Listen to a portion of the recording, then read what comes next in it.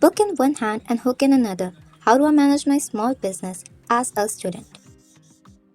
Hello, my name is Maheen and I'm a student who also happens to own a small business. I'm an 8th grade student who have also made 150 orders just in 2025 so far. And today I'm gonna tell you how you can work towards your passion without compromising your studies. I'm not one of those people who believe that study should be your only focus just because you're young and in school. Starting early is the best thing you can offer to your future dream self. The earlier you start, the closer you are to achieve your dream, and it doesn't only apply to business, but any goal you have in life. For example, for me, it is to attend regular classes, shoot and create content, complete my orders, do homework and self studies. And if I can do it all, so can you.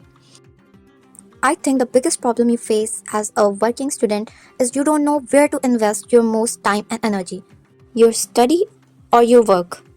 I think the answer lies in your final goal. What is your main goal? Is your main goal is to get graduated and find a good job and work 9 to 5 or settle down, or is your main goal is to pursue your passion or work towards something you're interested in, whether it's starting a business or any other passion?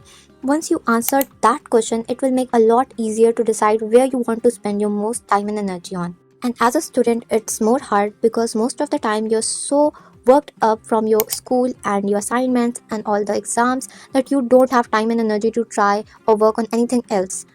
But believe me, it's all about management. How are you managing your schedule? Because you believe it or not, we actually have a lot of time in a day. We just don't realize it until you calculate it down. So let me break it down to you. You have 168 hours in a week. Let's say you sleep 8 hours each day. That will be 56 hours in a week. Minus school 6 hours per day. That will be 36 hours for a week. Let's then minus 4 hours per day for coachings and self studies. That will be 38 hours a week. And let's just minus 2 hours per day for extracurricular or scrolling your phones or doing house chore. That'll be 12 hours. Still, you will have 36 hours left in a week, which means you have 5 hours each day to actually do something. Now it's up to you how efficiently you're gonna use this time. For me, it was not that hard to decide what I want to do, but how I'm gonna do it. Because I know I love to create and I want to create something. So I start creating and putting my creation out there and then start selling it. And even when I'm creating this video or setting up this new YouTube channel, I know there won't be any result or output for a really long time. But I'm still doing it because I love to create. So I think it's really important that you have the will to actually work and not just think about it. The day you'll stop thinking and actually working will be the day you'll realize it's not that hard. And by not hard, I mean is to start. Once you start and once you create that flow in your life and discipline yourself enough, you will start enjoying the process. You need to have a routine that actually works for you. Like for me, I try to go to schools and attend my classes on regular basis. So I need a routine that works for me so I not get burnt out all the time. On normal school days, my routine goes on like my school starts around 7 a.m. and I wake up at 6, which is pretty late. I wash my face, put on my uniform, and then run as fast as I can to the school because I really love my last minute of sleep. After school, I take my sweet time getting changed, then eating my dinner, praying my salas, and I usually take an hour nap after coming from school because I can't process without it. I don't know, a lot of people can, but I can't. So I think I really need that. After waking up from the nap is the time I actually go to work. Now, this is the time when I sit down and see how my work is going.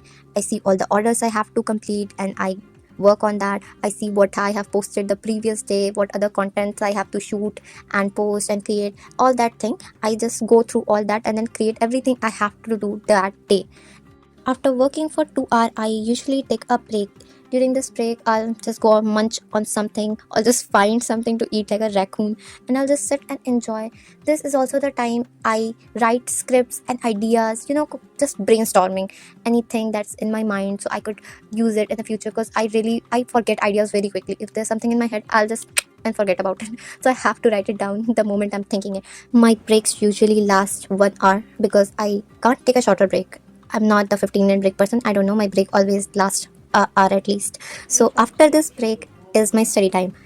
I do not study a lot on a regular basis, to be honest. Just 2 hours maybe. And if there is no exams coming up, that's a different thing. But that works for me if you have coaching and other things. I know you must be like studying 4 to 5 hours a day, a lot of you. After studying for 2 hours, I'll just go and roam around for 15 to 30 minutes. Why? Because I can, because I have studied and achieved something, and now I'm gonna go and roam around for sometimes. And after that, I usually get to work.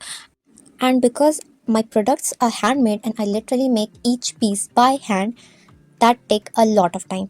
And if your business is something else that's ready made product or anything else, it must be easier for you to just pack the manufactured item. But if you're like a handmade sailor like me, it is very hard. I can't take too much orders because it's not physically possible for me as a single person to create a lot of orders by hand in a given time, because I usually have like 10 to 15 days working days on my site for the parcel to get delivered.